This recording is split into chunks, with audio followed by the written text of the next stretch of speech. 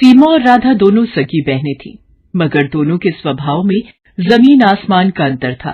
राधा जहां स्वभाव से विनम्र और दरियादिल थी, वहीं सीमा एक नंबर की स्वार्थी और लालची थी। कॉलेज खत्म होने के बाद उनके माँ बाप ने उनकी शादी करने का फैसला किया। चूंकि सीमा बड़ी थी, इसलिए पहले उसकी शादी तय की गई। एक दिन घर में सीमा और राधा अपने माता पिता के साथ बैठे हुए थे। सीमा बेटा, मैंने तुम्हारे लिए एक लड़का देखा है। ये देखो, ये उसकी फोटो है। ये तो बताइए पापा कि लड़का कितना पढ़ा लिखा है, उसका घर परिवार कैसा है। मैं नहीं चाहती कि मेरी शादी किसी कम पढ़े लिखे या गरीब से हो जाए। अरे बेटा, लड़का बैंक में ऊंचे पद पर है, अच्छा खाता पीता घराना है उसका, रुपए पैसों की कोई कमी नहीं है। तो फिर ठीक है, मुझे मंजूर है ये रिश्ता। निश्चित समय पर बड़े धूमधाम से सीमा की शादी कर दी गई। चूंकि सीमा बड़ी बेटी थी, इसलिए उसके पापा ने शादी में कोई कसर नहीं छोड़ी।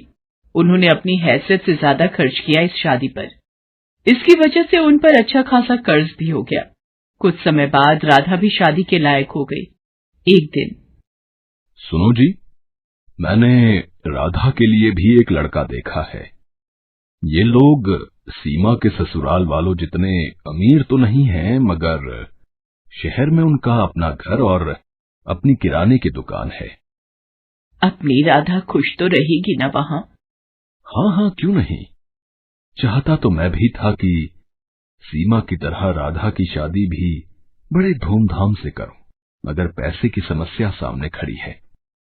कितने बड़े बड़े घरों में उसके लिए रिश्ता देखा, मगर पैसों की वजह से बात आगे नहीं बढ़ पाई। तभी राधा वहां आ जाती है। वो अपने माता पिता की सारी बातें सुन चुकी थी।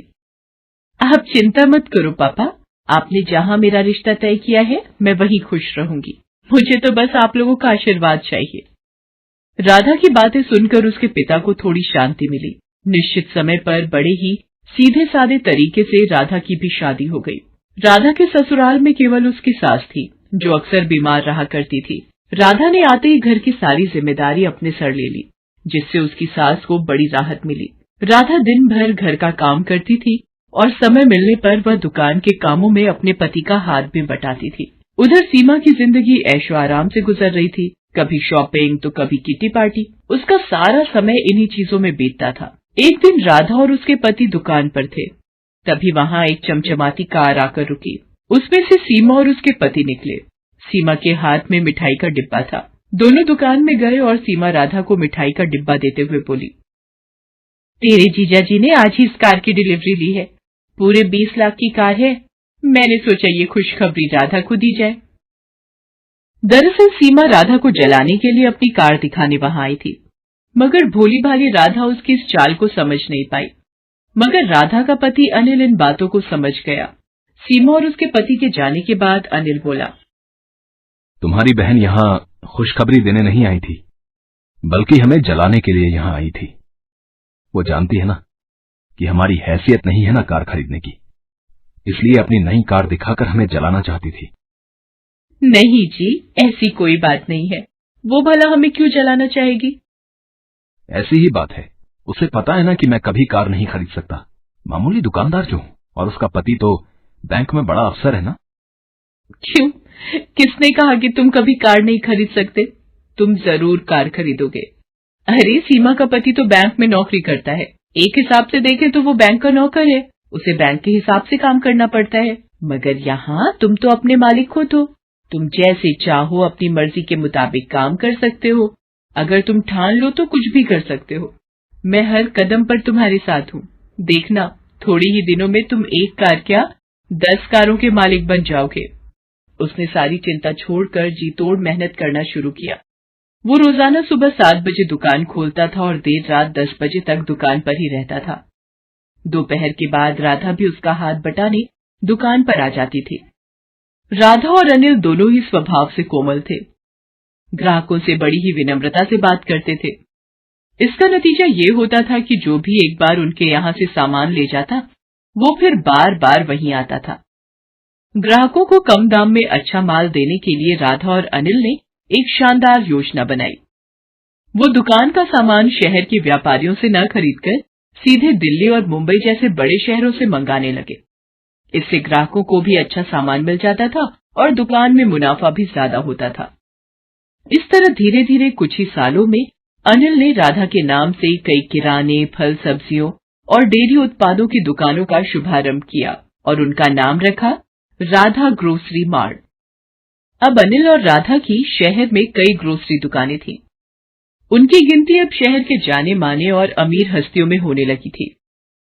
राधा की सास तो खुशी से फूली नहीं समाती थी। वो सबसे कहती थी, अरे मेरी बहू तो साक्षात लक्ष्मी का रूप है। वो इस घर में आई और देखो घर को क्या से क्या बना दिया। साक्षात लक्ष्मी है मेरी बहू, मिट्टी को हाथ लगा दे तो सोना बन जाए। एक दिन अनिल नई कार लेकर घर आया। अरे फिर नई कार ले आए? मैं कुछ नहीं कर रहा, ये तो तुम्हारी बात ही सच हो रही है। कौन सी बात? अरे तुमने ही तो कहा था ना कि मैं 1 नहीं 10 कारों का मालिक बनूंगा। लो, उनमें से 7 तो आ गई, बस अब 3 और बची हैं। राधा खिलखिलाकर हंस दी। चलो इसी खुशी में तुम्हारी बहन के घर मिठाई दे आए। दोनों मिठाई लेकर सीमा के घर चले। कार से उतरकर दोनों उसके घर के अंदर पहुंचे। अंदर सीमा और उसके पति में लड़ाई चल रही थी। इस लड़ाई की धुन में उन्हें पता ही नहीं चला कि कब राधा और अनिल वहां आए। अरे मैं पूछती हूँ कि जरूरत क्या थी बैंक में पैसे गबन करने की? तुम्हारी जमानत करवाने में घर की सारी जमा पूंजी खर्च हो गई। पर से बैंक ने तुम्हें नौकरी से भी निकाल दिया है। घर में एक पैसा भी नहीं है, घर गाड़ी सब गिरवी पड़े हैं।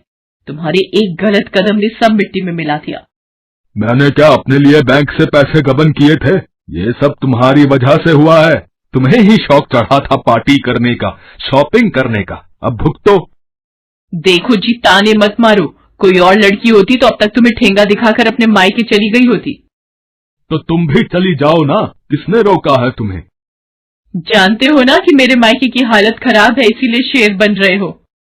अभी वो लोग झगड़ ही रहे थे कि उनकी नजर अनिल और राधा पर पड़ती है। सीमा रोते हुए राधा से लिपट जाती है। अरे आप लोग यहाँ, मैं आपको कुछ कहने की जरूरत नहीं है, हम लोग सब जान चुके हैं। मैंने सुना है इस महीने आप एक नई ग्रोसरी स्टोर खोलने वाले हो।